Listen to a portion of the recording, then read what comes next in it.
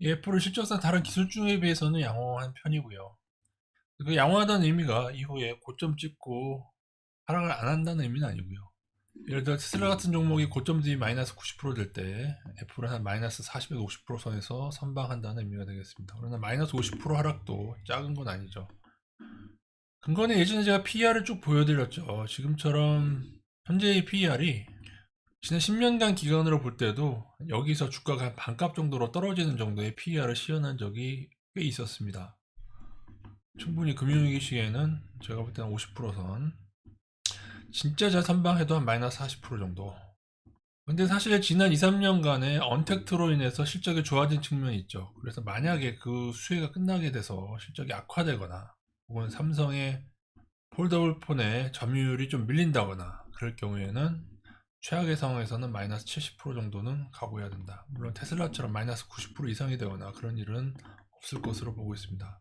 이것도 아주 최악의 상황이니까 꼭 이렇게 된다는 의미는 아니고요. 제가 볼 때는 이 정도 선으로 보는 게 맞을 것 같습니다.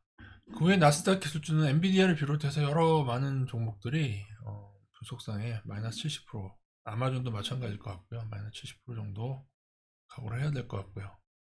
많은 분들이 버핏이 투자했다는 이유로 뒤늦게 따라 들어가 투자하고 계신데, 버핏은 2018년까지 16년부터 18년까지 집중 매수를 했다고 나와 있고요. 그 후에 4배가량이 급등한 지점, 여러분은 버핏이 매수한 금액의 4배가량 급등한 후에 매수를 한 것이고요. 뉴스를 근거로 계산해 보면은 이후에 버핏이 팔았습니다. 19, 20년도에 보유량의 11점 몇 프로인가 12%인가 정도를 매도했다고 뉴스에 나오고 있고요. 물론 제가 뉴스를 근거로 계산한 거라 조금 다를 수는 있는데 거의 뭐 틀리진 않을 겁니다. 그 다음에 2021년에서 22년도에 뉴스에서는 뭐 크게 매수했다, 뭐 금액을 크게 썼는데 제가 다 두드려봐서 계산했을 때는 한 1, 2% 정도에 불과합니다. 그래서 19년 이후에 한 보유량의 10% 정도를 매도했다 보시면 됩니다. 즉 버핏이 1000만 원 정도를 투자했고 한 4천만 원 가량 됐고요. 그 중에 한 400만 원 가량을 이익 실현 현금화를 했고요. 그죠? 여러분 버핏 같은 경우에는 이게 절반까지 떨어진다고 해도, 그죠? 절반까지 떨어진다고 해도 이득이에요. 그죠? 그래봐야 2천만 원이잖아요. 4천만 원, 2천만 원 되는 건데 그래도 투자 금액 1천만 원이라 버핏은 버틸 수가 있어요.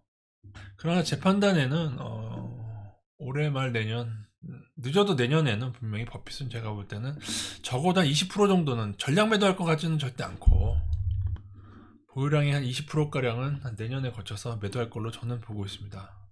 그렇지 않았다고 하면은 버핏이 19, 20년도에 이렇게 매도를 할 이유가 없죠. 특히나 20년도에는 폭락한 구간에서도 꽤 한 3점 몇 프로를 매도했었기 때문에 제 개인적으로는 이게 삐끼일 것 같습니다. 이렇게 매수한 척 하다가 자신이 먼저 더 훨씬 더 많이 한 20%가량을 매도, 만약 20%가량 추가 매도하게 되면은 완전히 투자했던 원금을 회수하게 되죠. 자, 800만 원을 추가로 현금화하게 되니까요.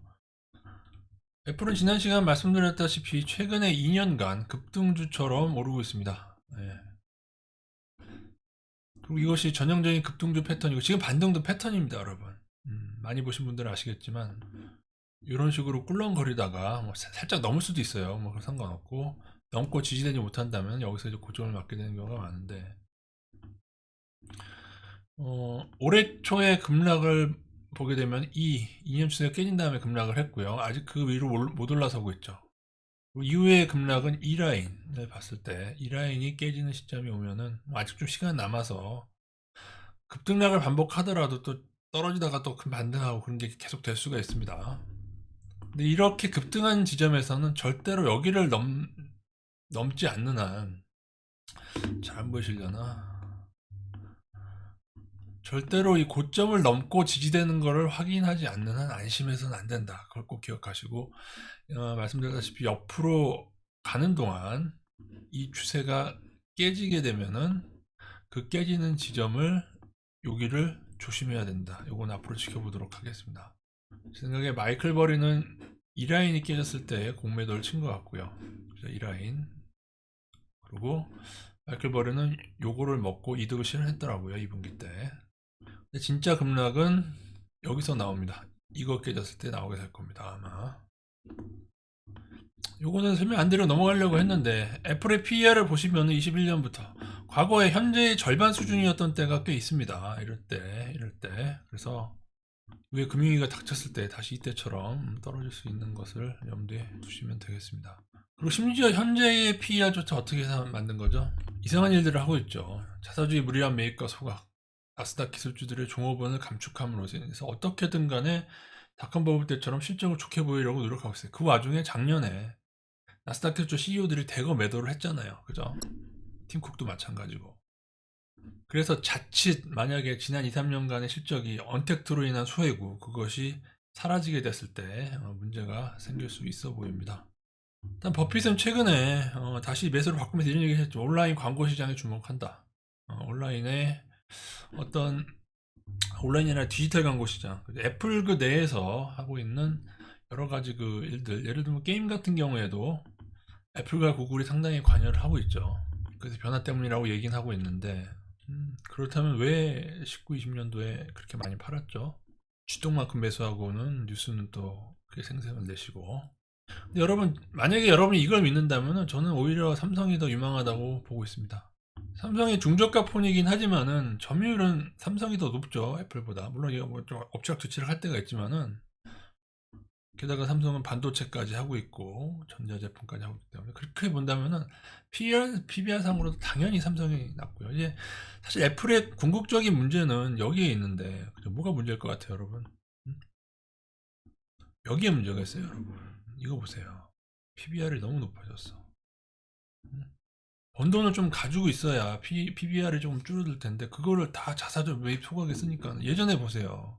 어? 그러니까는 애플이 만약에 절반가량을 폭락을 한다고 해도 이때보다 안 좋은 거예요. 그죠? 왜 안 좋냐? 이때는 3.55잖아요. 13년대 PBR.